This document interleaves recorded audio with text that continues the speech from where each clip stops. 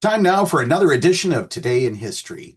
On July 18th, 1976, at the Summer Olympics in Montreal, Nadia Comaneci of Romania became the first gymnast to receive a perfect score of 10 from Olympic judges for her performance on the uneven bars.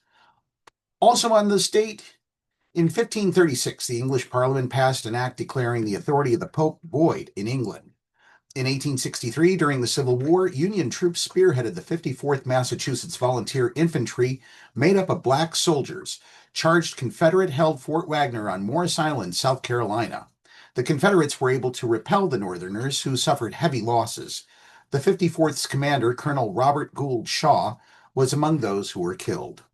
In 1918, South African anti-apartheid leader and President Nelson Mandela was born in the village of Mvezo, or is that Mvezo? In any case, in 1925, Adolf Hitler published the first volume of his autobiographical screed, Mein Kampf. In English, that's My Struggle or My Battle. In 1944, Hideki Tojo was removed as Japanese premier and war minister because of setbacks suffered by his country in World War II. In 1947, President Harry S. Truman signed a Presidential Succession Act, which placed the Speaker of the House and the Senate President pro tempore next in the line of succession after the Vice President.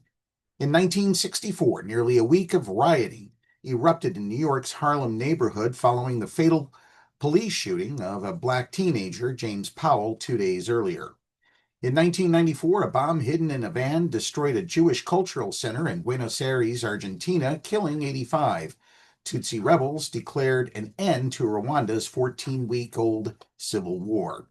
In 2005, an unrepentant Eric Rudolph was sentenced in Birmingham, Alabama, to life in prison for an abortion clinic bombing that killed an off-duty police officer and maimed a nurse.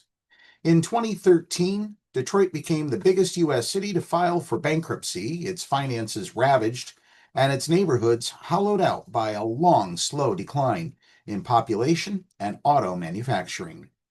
In 2020, Canadian officials said the Toronto Blue Jays baseball team would not be able to play its home games in Toronto during the shortened 2020 season because it wasn't safe for players to travel back and forth from the United States. The Blue Jays would play home games in the ballpark of their minor league affiliate in Buffalo, New York. That's Today in History, and now more music here on Pep Radio.